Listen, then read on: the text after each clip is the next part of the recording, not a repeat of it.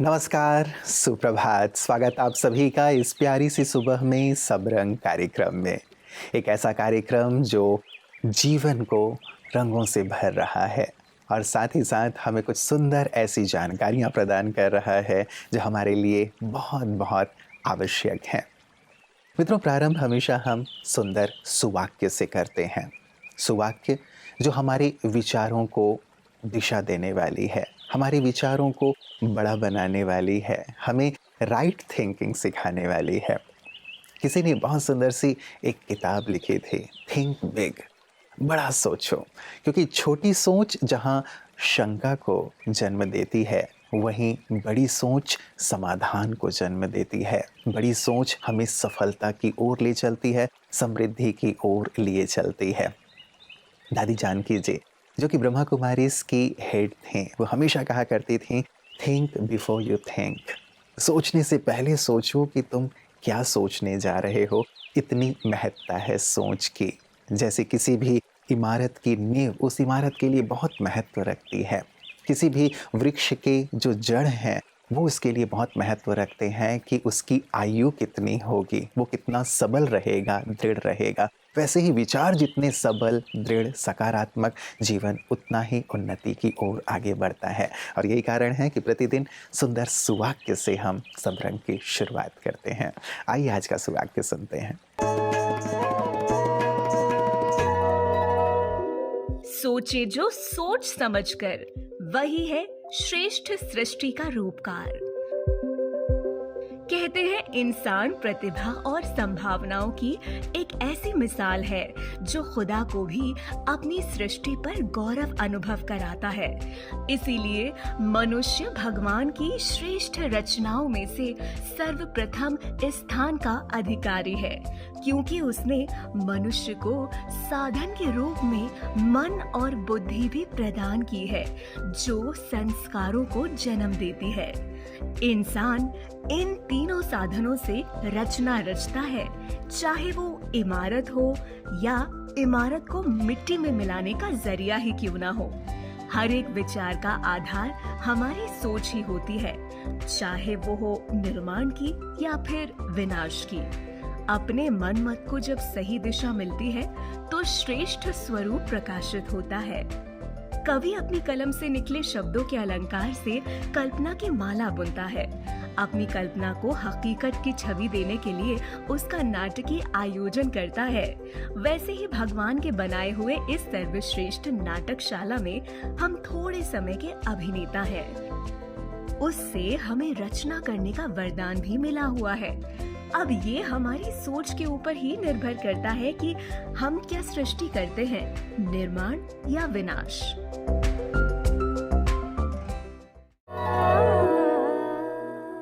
मित्रों, बात सोच की हो रही है।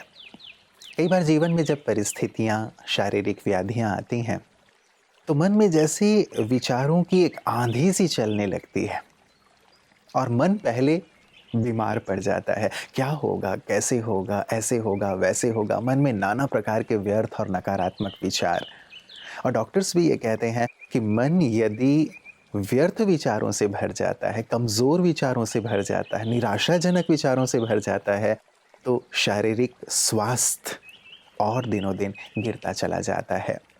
तंदुरुस्ती उनकी गिरती चली जाती है। भले ही दवाइयाँ ले रहे हों, लेकिन रिकवरी नहीं हो पाती है। इसीलिए कैसी भी परिस्थिति है, मन को हम स्वस्थ और दुरुस्त रखें। और कितने भाग्य की बात है कि सबरंग कार्यक्रम में प्रतिदिन डॉक्टर साहब हमारे लिए कुछ सुंदर हेल्थ टिप्स लेकर आते हैं। आपकी सेहत आपके हाथ में। आज भी हेपेटाइटिस के बारे में सुंदर जानकारी डॉक्टर साहब हम सबके लिए लेकर आए हैं।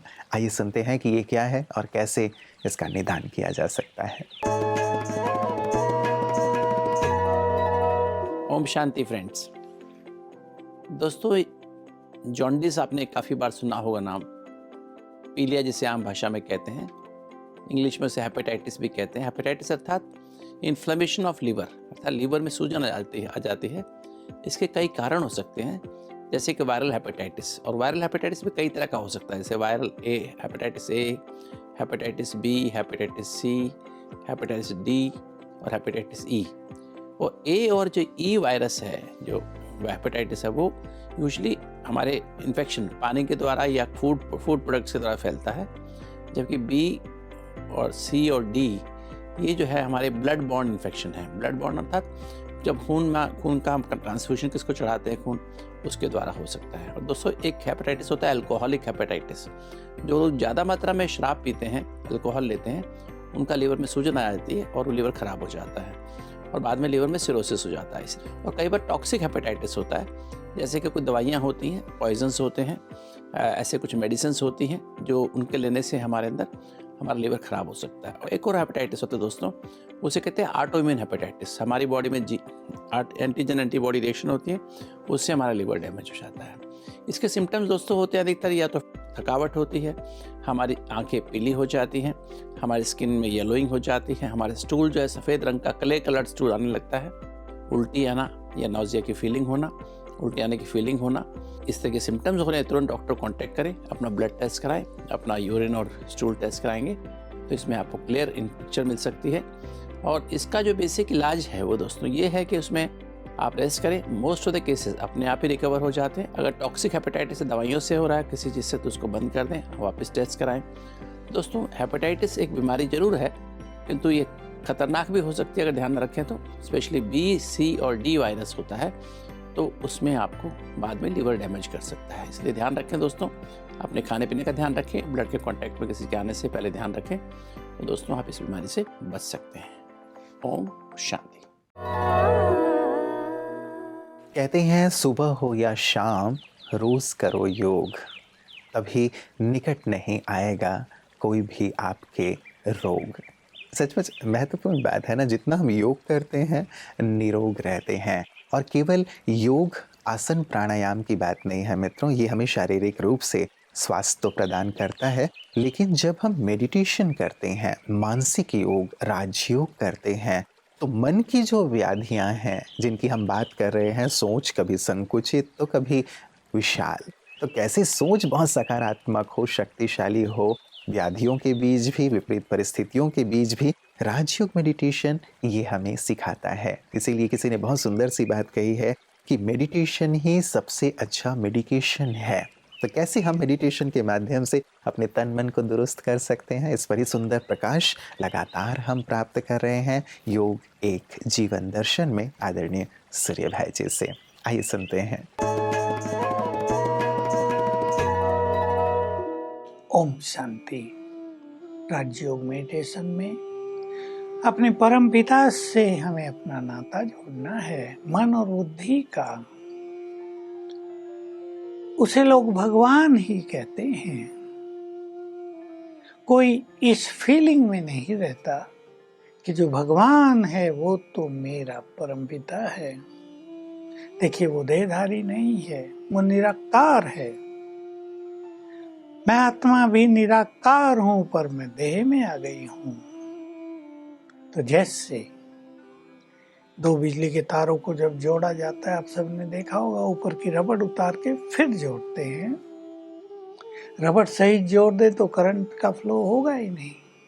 हम भी ये जो देह रूपी रबड़ है, इसको जरा उतार लें। उतारना माना इसकी कॉन्शियस को भूलकर आत्मा की कॉन्शियसनेस में स्थित होकर परमात्मा से बुद्धि लगाएं, उसे याद करें। यहाँ याद भक्तों की तरह नहीं करना होता है, हे भगवान, हे ईश्वर, मुझे ये दे दो, वो दे दो, सुख दे दो, शांति दो, ये नहीं। हमें उससे अपना नाता जोड़ना है और इस अवेयरनेस में रहना है, वो मेरा परम पिता है। सोच के देखो, सबको पिता है। कैसा क्लोज नाता होता है बच्चों का अपने पिता से, माँ से। परमात्मा भी मेरा माँ पिता। तो जुड़े सभी अपने परम पिता से, बुद्धि से उसके स्वरूप को विजुलाइज करें विजुलाइज। वो ब्रह्मलोक में आकाश के बहुत ऊपर सटल पॉइंट ऑफ एनर्जी करें विजुलाइज, और उससे अनंत एनर्जी चारों ओर फैल रही है।